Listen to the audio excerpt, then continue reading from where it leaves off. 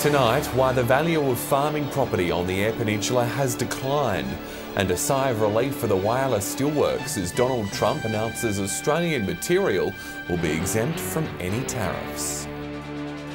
This is Southern Cross News with Fraser Goldsworthy. Good evening. First tonight, fire crews have battled a blaze northwest of Port Lincoln this afternoon. The fire in the Yulee-Wanilla Basin is travelling in a southeasterly direction towards Duck Ponds. 2 aerial water bombers and 2 CFS trucks were called in, along with a number of staff from the Environment Department. The blaze has burned through at least 700 hectares of mostly scrubland. Residents in the area have been urged to follow their bushfire survival plans. The CFS says the fire is believed to have been a reignition of a prescribed burn conducted yesterday. Increased competition in the property market has seen farmland values across the state skyrocket over the last 12 months. However, a new report reveals a very different tale for the value of rural land on the Eyre Peninsula.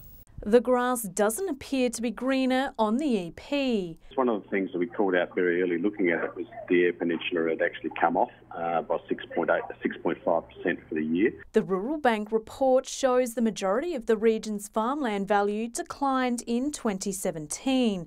The Lower Eyre Peninsula hit the hardest. It dropped from a 3-year average of $3,500 a hectare down to $2,980. I think given the year we had last year, it certainly was a difficult year for farmers right across the EP with a long dry spell between February to July. And so it just made people pull back a little bit.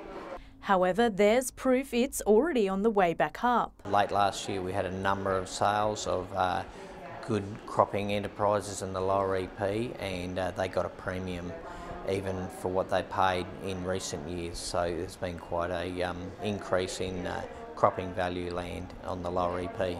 And local real estate experts say there's other farming enterprises in high demand. I think there's a huge opportunity in livestock at the moment, and I have a number of clients that are looking to purchase good grazing country, improved pasture, and particularly where there's good water source. Casey Trelaw, Southern Cross News. Whyalla's federal MP Rowan Ramsey has welcomed the decision by the US to exempt Australian steel from its proposed tariffs. He says the government will now keep an eye on imports to ensure our industry isn't a casualty of any trade war. Steel imports have long been a bugbear of US President Donald Trump. In March, he proposed a 25% tariff on imported steel, but was in negotiations to exempt certain countries, including Australia.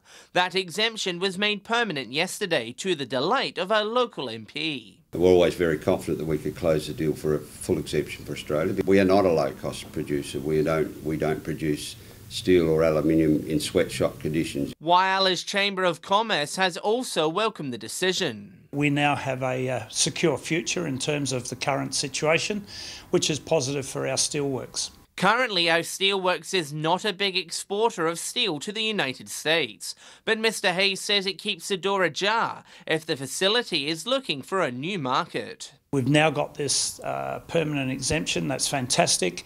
It gives opportunity, creates opportunity. While we remain tariff-free, the proposal could still cause repercussions. If tariffs are placed on Chinese steel, concerns have been raised they could target Australia, placing pressure on GFG.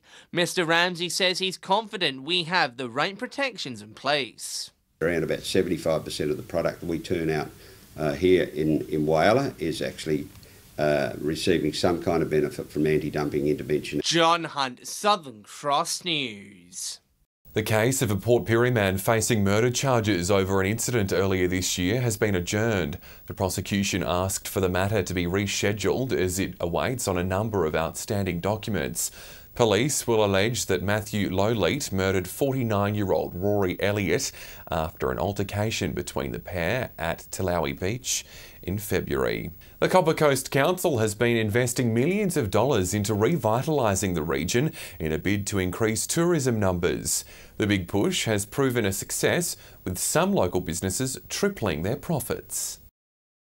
creating a community where businesses thrive. Over the last 6 or 7 years, council's nearly had to spend nearly $100 million with key infrastructure projects to really transform the community. The town of Kadina, a major part of that transformation. Its $10.5 million sports and leisure centre's nearly complete, with workers putting the finishing touches together. Final stages, a little bit of grass and the final trimmings and signage, so it's a pretty exciting phase to get to after nearly 5 years of planning and collaboration with the community. The Copper Coast Highway realignment is also on track as it paves the way for Audi, with developers from the supermarket giant set to be on site this week. Pretty tight time frame for our crews to get the new road open to the traffic, and then Audi's wants to be open by Christmas. Add to that, new bike tracks linking towns together are encouraging active living and day trips between different communities. The township of Port Hughes to Moonta, which facilitates tourism and school children.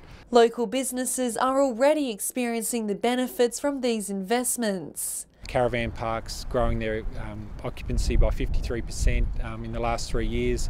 We've heard other businesses saying when we opened our free water park, for instance, that their profits were up 300%. The council says these projects are vital in drawing in tourism numbers and increasing the region's popularity. We're seeing population growth and huge tourism growth as well. Rachel Nell, Southern Cross News. Wilmington residents have been left to pick up the pieces after an influx of corellas caused damage to trees and infrastructure in the town. The recent spate of bird activity in the area has residents scratching their heads as to how to prevent any further damage. If you haven't seen them in the area, you've probably heard them. They fly over in a cloud and it's deafening. Familiar scenes as a cacophony of birds descend on their next available source of fun. They just look like snow. There's that many of them. There must be at least 10,000 of them. They're just frustrating and destructive. The tennis clubs felt the brunt of the corellas. A $40,000 investment into new lights was ruined just weeks later by the creatures. Within 2 weeks, the corellas had destroyed them basically, picked all the cables and we had no lighting. The tennis club aren't the only ones affected. It's the oval, the bowling club, the caravan park, the corellas are very destructive. The council comes and cleans up the foliage that they strip out of the trees each day, and there's a 6-inch carpet. The owner of the caravan park says the birds have always been here, but what once was a seasonal problem is now a problem year-round. They'd come here during the summer and go away in the winter to breed up north. Now they're here all full-time. The council has taken responsive measures, firing off gas guns to try to scare the birds away. Though residents have conceded, there's no quick fix. You can't. It's nature. As a community, we just got to be vigilant and keep trying to scare them, move them on.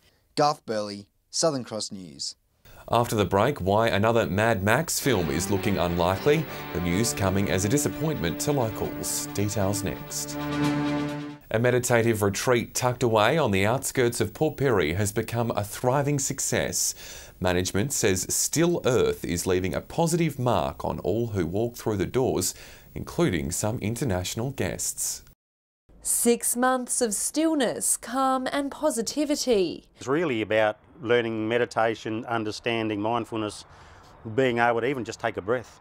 Whether it's sitting and reflecting by the lake or meditating, the retreat's proven to be a salvation for many struggling with mental illness. And mental health doesn't mean that you're broken. It doesn't have that stigma. It's not about that. It's about trying to get the best out of your life that is humanly possible. The peaceful nature of the centre is attracting visitors from across the globe. People from France, Germany, Switzerland, Belgium, yeah, lots, and all of the time. As Still Earth begins to grow in popularity, so does the man behind it all. Anthony was once crippled with depression, anger and sickness. He's now looking to share his journey of turning his life around through Still Earth. Giving something back in many ways. We've travelled the journey. I've been down the bottom of the hole. I know the way out, and I really just want to show other people. I want to give them the map so they also know the way out. Still Earth is encouraging everyone to live life on their own terms. It's hoped in the not too distant future the retreat will become a regional hub for mental health and personal growth. You've got to really decide that you are good enough for everything in this world and that you're worth it. Rachel Nell, Southern Cross News. Another Mad Max film is looking unlikely, with the series director and the production studio locked in a bitter legal battle. It comes as a disappointment to local fans, with hopes the sequel would have featured the region. Could it be the end of the road for the Road Warrior?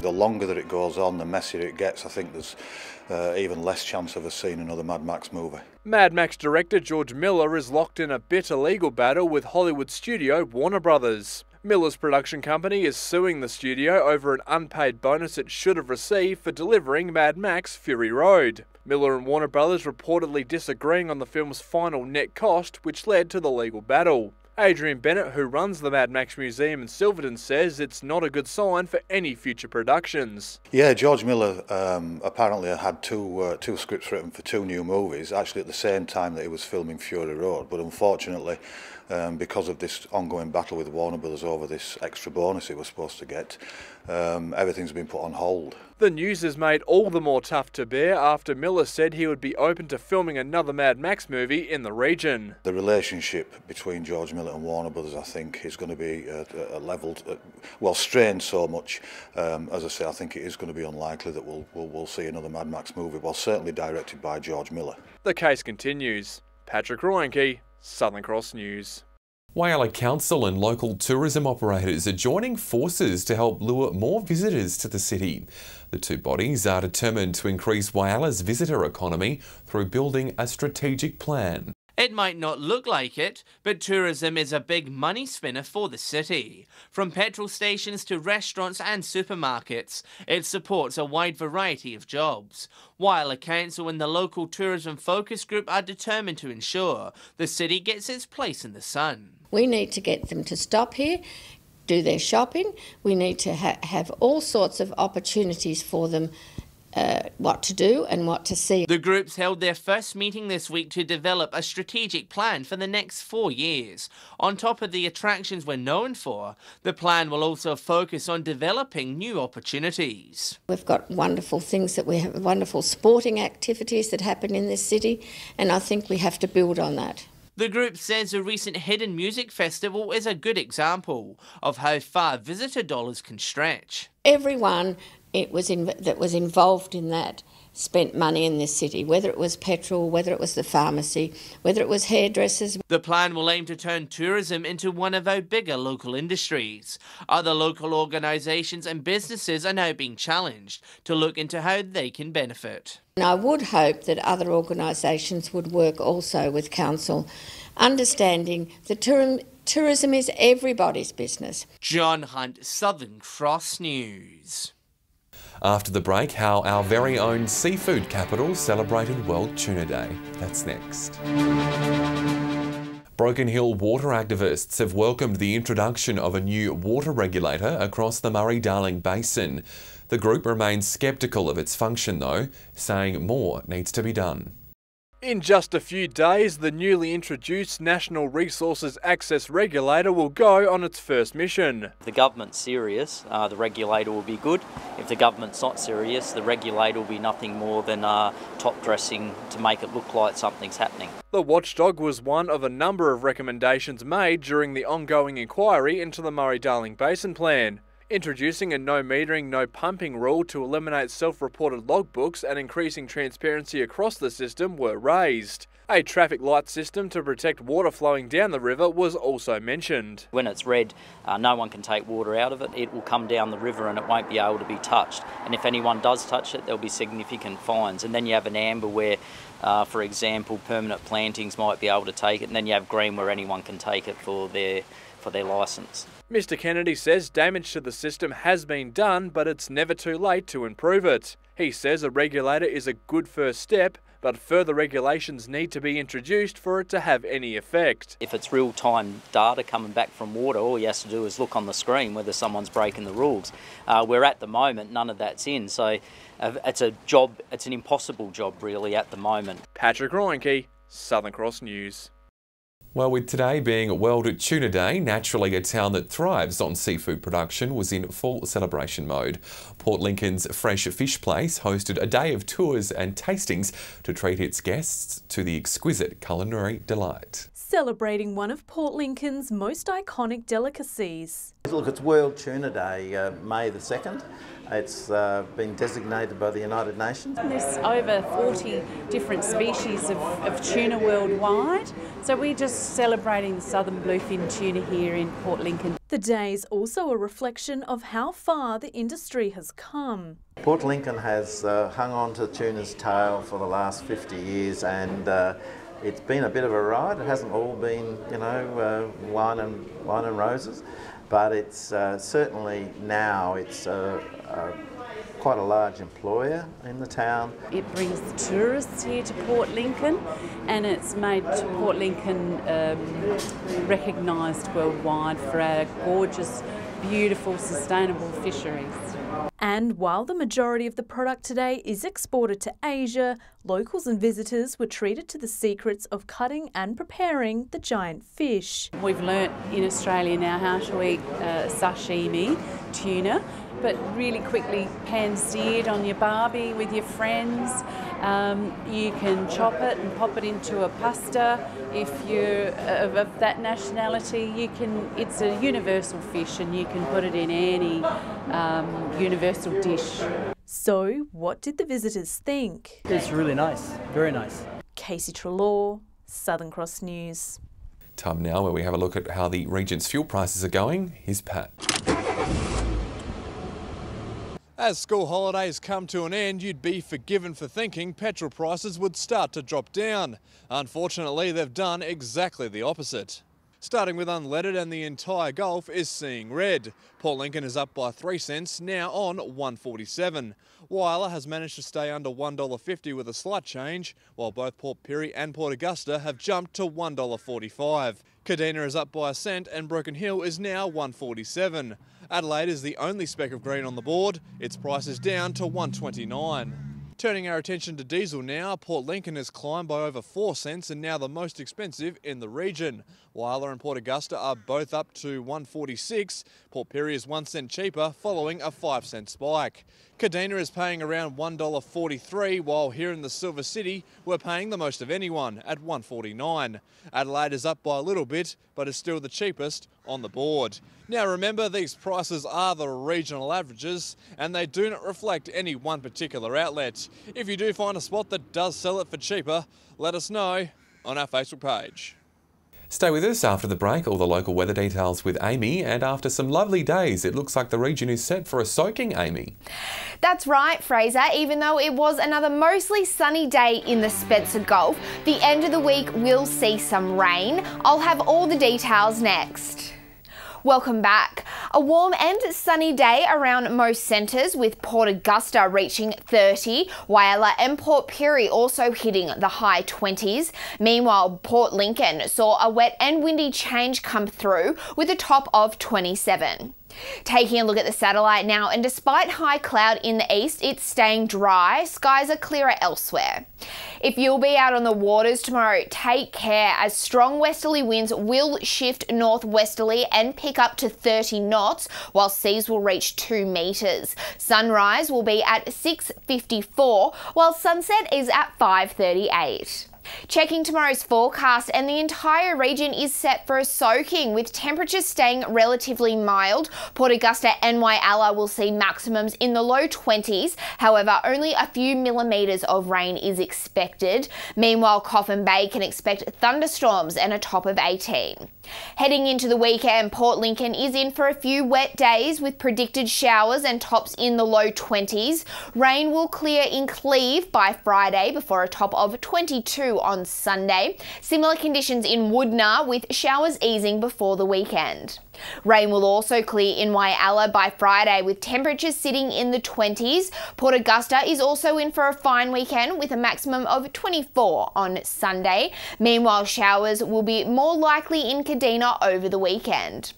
A mostly sunny forecast for Port Pirie this weekend as rain clears. Maximums in Clare won't go above 19 in the coming days, but Broken Hill can expect sunny days into the weekend with a top of 22 also on Sunday. So Fraser, it is looking like we'll be needing our umbrellas and rain boots for the next couple of days. Some much needed rain indeed. Thanks, Amy. And that's the local news this Wednesday. Thanks for your company. I'll have updates later. Until then, enjoy your evening. Good night.